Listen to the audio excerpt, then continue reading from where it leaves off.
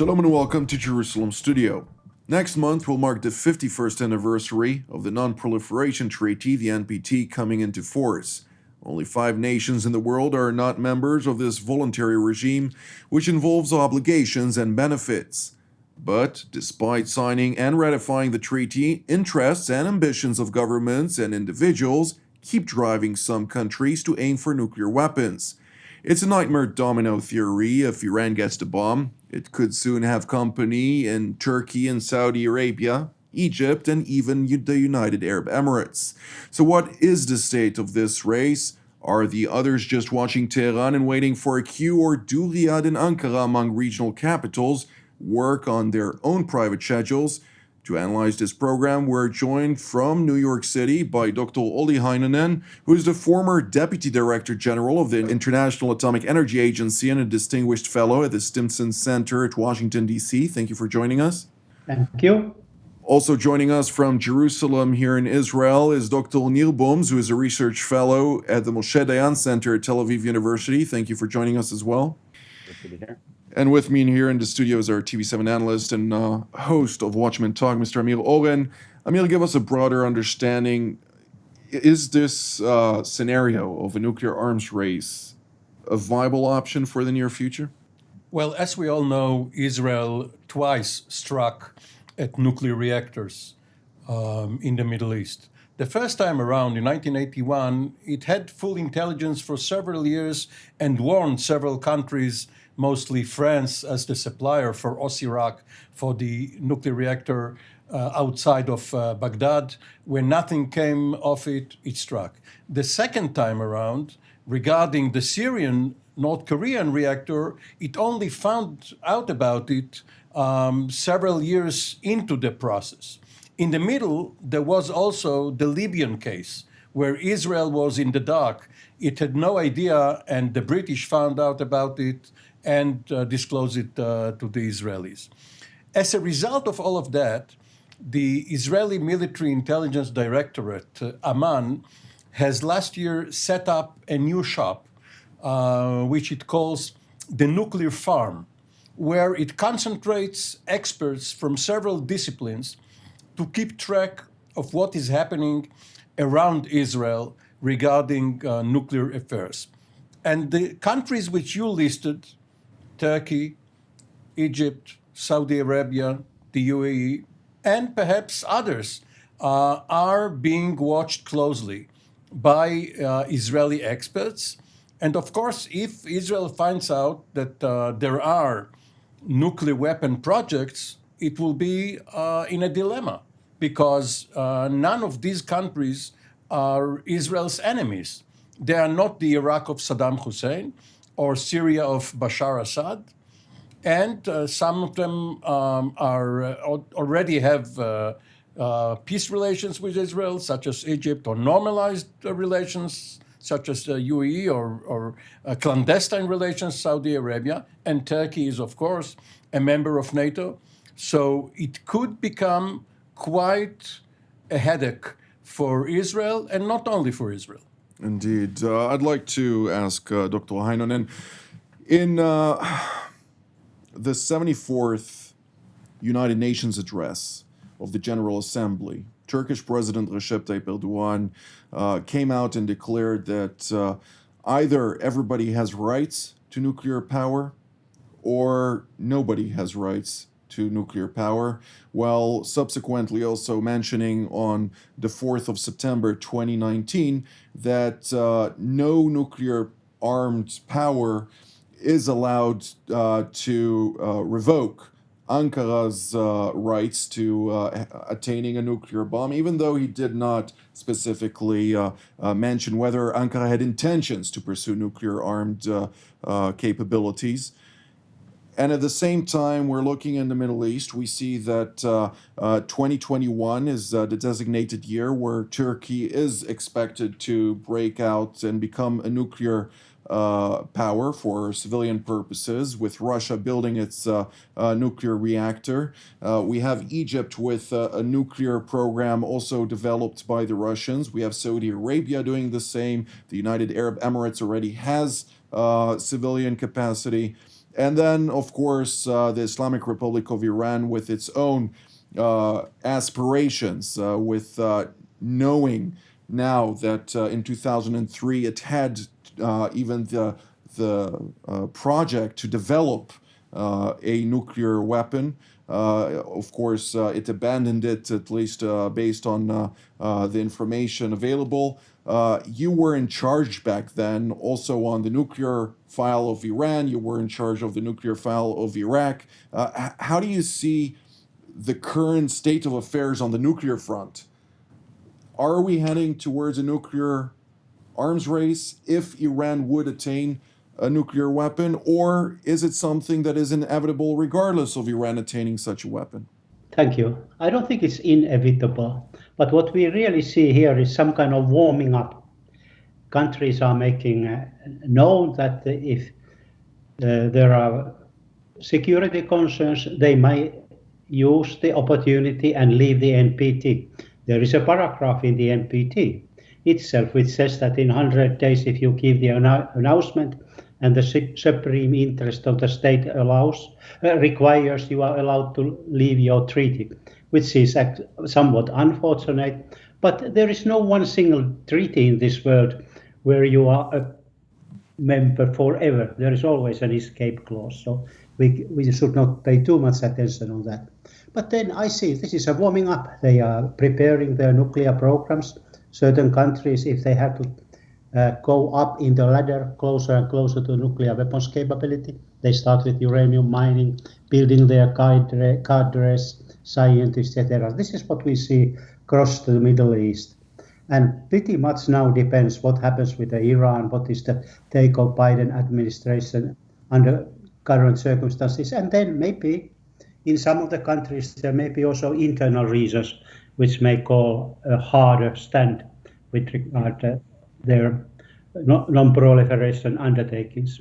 Dr. Bohms, I'd like to ask you also, bringing again the Turkish leader into the picture, Turkish President Recep Tayyip Erdogan, actually approximately a year ago came out and stated also that the reason nobody can attack Israel is because of the fact that it has nuclear weapons. Now, it didn't really allude to something specific, but more of the fact that this is a deterrent that should be acquired potentially by Turkey, by other states. Of course, Israel never acknowledged the fact that it has nuclear weapon capabilities, and this remains a mystery, even though everybody claims to know that Israel does. So this mystery is always quite intriguing to me. But tell me, to what degree is Israel alarmed by the fact that so many countries in its region, some of which openly declare their intentions of wanting to annihilate the Jewish state, or at least seeing Israel disappear from the face of the earth, also in pursuit of such a dangerous weapon? If you were to follow the speeches of Prime Minister Netanyahu in the last decade, certainly in the context of the JCPOA and the Iran deal, you would have learned that if there is one existential threat, concern that Israel faces, is exactly that. The nuclear weapon in the hand of a country like Iran that advocates for the annihilation of Israel. The nuclear arms race in the Middle East is something which is certainly of concern, in particular when you now have more advanced technologies that can reach not just a country like Iran, but also other versions that can potentially reach terrorist organizations that can take over at some point a nuclear stockpile, or in that sense, weapons of mass destruction, as was potentially the case in places like Syria. And these are indeed significant threats. I would also add that this issue seems to come again to the table, because if you're just following the time from when President Biden had left the White House as vice president, and now he's coming back as president, it seems that some things have changed.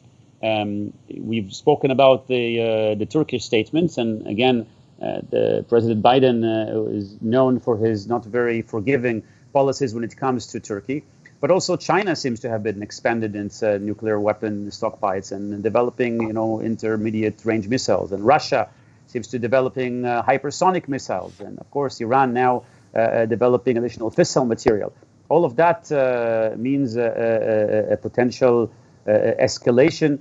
And all the discussions we've had a few years ago in the time when the JCPOA was negotiated was also about the nuclear race in the Middle East. None of that is good for Israel. This is a potential case of additional lack of stability, particularly if a country like Iran obtains a nuclear weapon and uses that as either as a threat or, God forbid, actually uses it.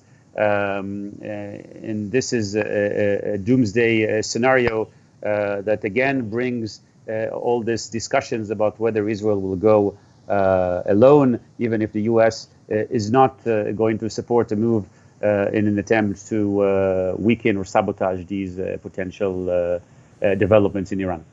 Indeed. Mr. Oren, we heard the concerns, of course, and the fact that this region is not clear of this dangerous substance that can do a lot of good, but at the same time, being in the wrong hands can also create very dangerous circumstances and even lead to a catastrophe.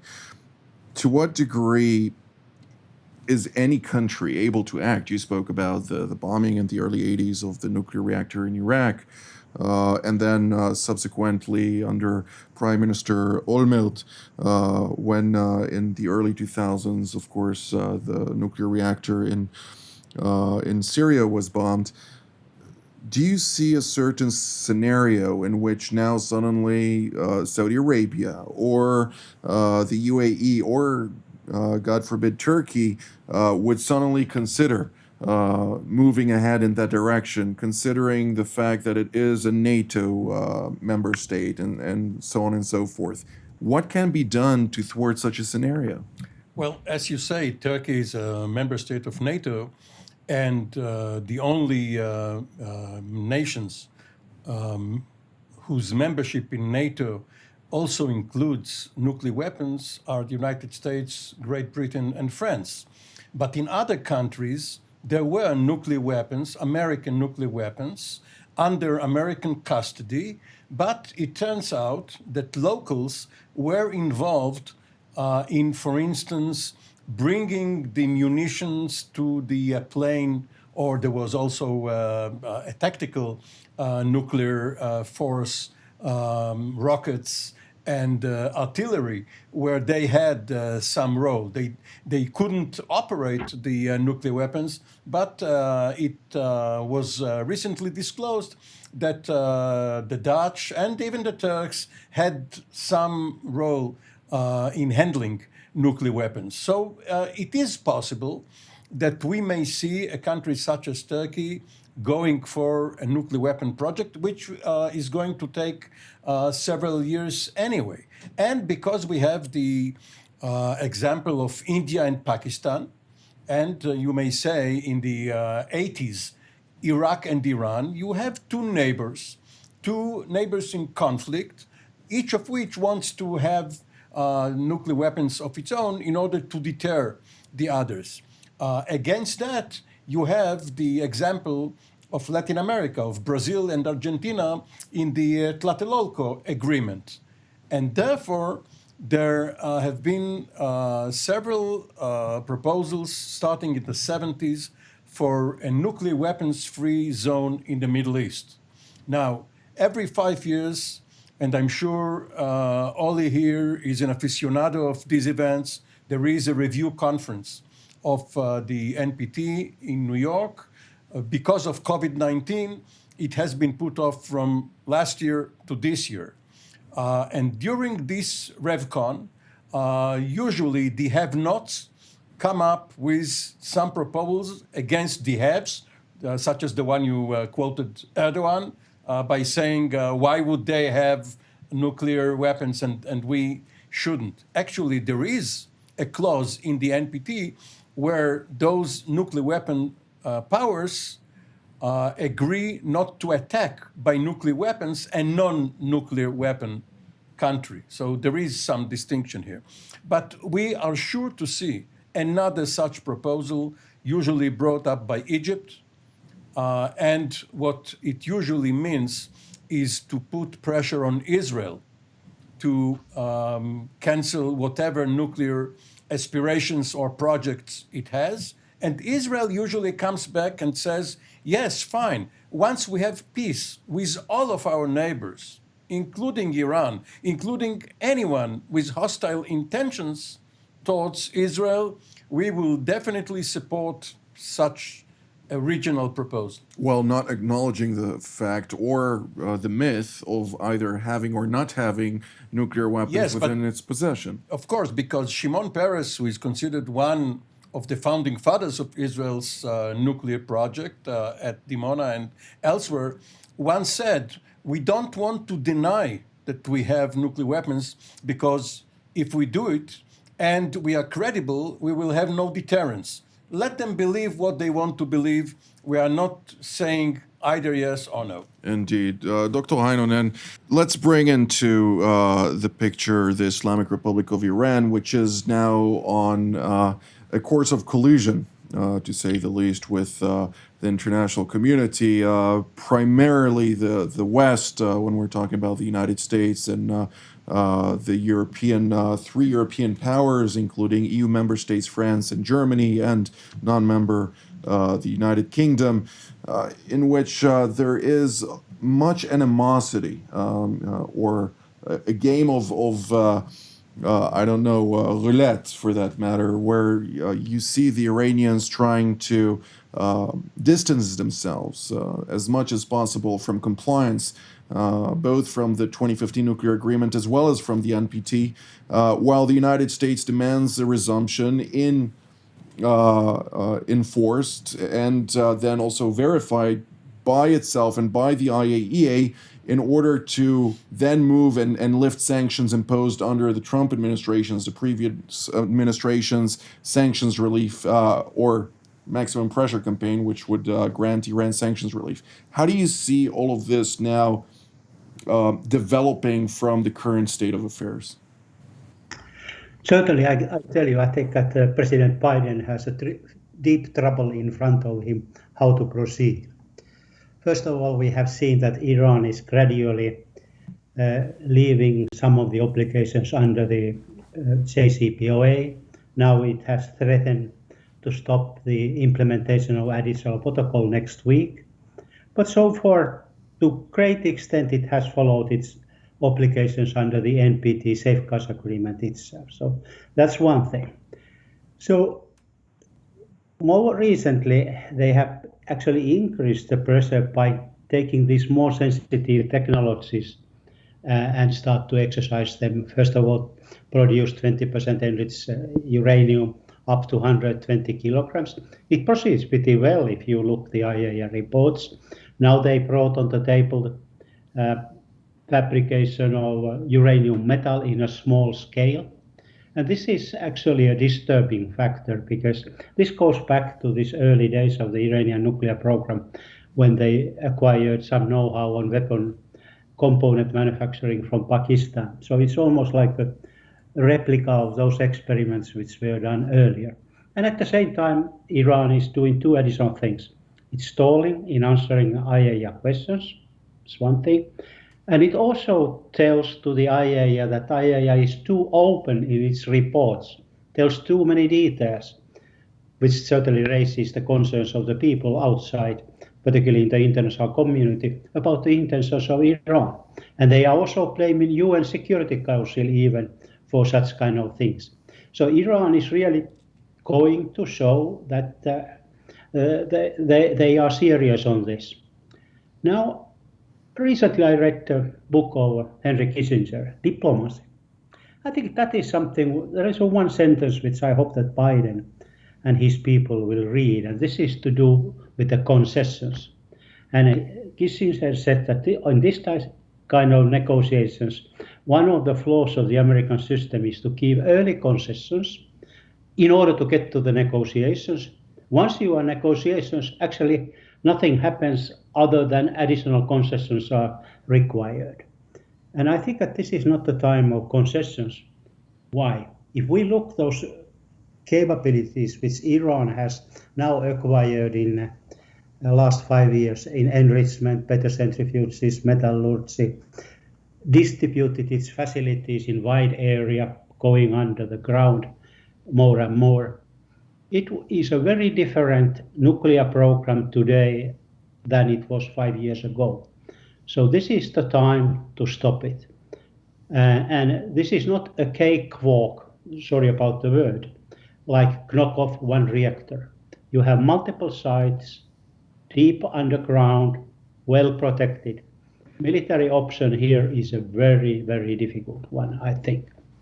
Indeed, Dr. Bohms, with a military option being a very difficult option, indeed, nevertheless, it is being considered by various acting states and major states, for that matter. To what degree do you think the Biden administration is intent on putting all the options on the table, as was the case under the Obama administration, at least verbally? So is there a credible military threat coming out of the United States towards the Iranians, considering the fact that they have not yet mentioned that in any of the briefings and even avoided answering specific and clear questions on that specific topic? Well, the Biden administration has not signaled that all options are on the table. They certainly have not engaged in a discussion on the military options. They had criticized the Iranians, for some of the moves that jeopardized or that violated the JCPOA, but they did not go, above that. And they've indicated that they would like to create a better agreement, as they've indicated before that they went into office. To some degree, they have also indicated in other ways that they would rather earn some more time, because America has plenty of issues that needs to be tackled inside. It seems that the Iranians have chose to raise the bets on the table, not allowing additional time, and basically saying, look, we got to move faster, and we're going to show you that we're going to move faster. And if you're not moving, then we will continue to move unilaterally. I assume that probably means that President Biden will be forced to respond. They won't be able to stay completely oblique to some of these issues, and they will say, perhaps as they have said so far, that they will try to bring the parties to the table, and if not, they may need to default to a different at least language. So far, they had they've indicated that they would like to bring diplomacy back. This is what President Biden said in an inauguration speech. I think it will take some time before he himself will be convinced that there is no other diplomatic maneuver, and other maneuvers needs to be tackled. We've seen the recent discussions about whether military action will still be on the table, not so much on the part of the US, but really on the part of Israel. But really here, the discourse is whether this is going to be done really against the will of the Biden administration, or perhaps under certain circumstances with a wink or a tacit approval, or at least not of the condemnation. But I think all parties very much hope that they would not get there, and that some degrees of pressure will be applied, so that this recent development will not get us to the brink of really another potential military campaign, or even worse than that, a nuclear war. Indeed. We're drawing near to the end of the program today, and I'd actually like to ask Dr. Heinonen, in recent weeks there's been various reports about the breakout time necessary for Iran before it would be able to acquire a first nuclear bomb, with Israeli military intelligence directorate speaking about 2 years, while other intelligence agencies, including Western ones, communicating about between 4 months to 1 year with information available to them. with the fact of Iran installing new cascades, advanced centrifuges of IR-6 and other aspects of that, from a technical point, without the military component to it, how long does it require Iran to actually acquire first bomb? Well, I think that we have a problem of definitions here, because customarily here in the US, people say the breakout time is the time which is required to produce enough highly enriched uranium for one nuclear device. And if you take that benchmark, it's fairly easy to calculate based on the Iranian centrifuges, number of centrifuges and their capabilities. It will be that 2-3 months, which you said, with the current materials and current centrifuges. And they can certainly ramp it up quickly if they want to install additional centrifuges, particularly IR2Ms or IR6s. But I think that what the IDF has been talking is something different.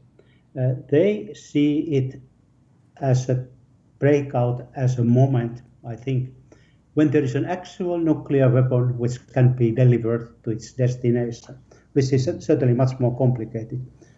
You need first to produce the material. Okay, after 3 months, then you need to manufacture, test, and deploy the weapon. Have to have a reliable missile or other ways to take it to the destination.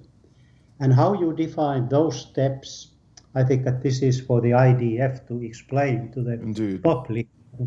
How did they come to 2 years? What is in that 2 years?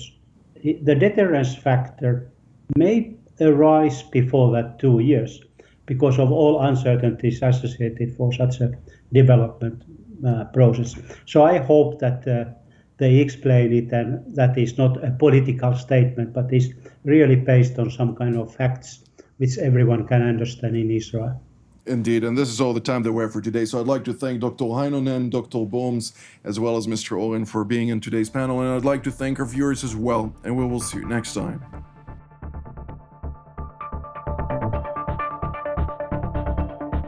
You just watched TV7 Jerusalem Studio. We encourage you to pray for the challenges raised in today's program. If you were blessed by our production, please consider supporting TV7 Israel.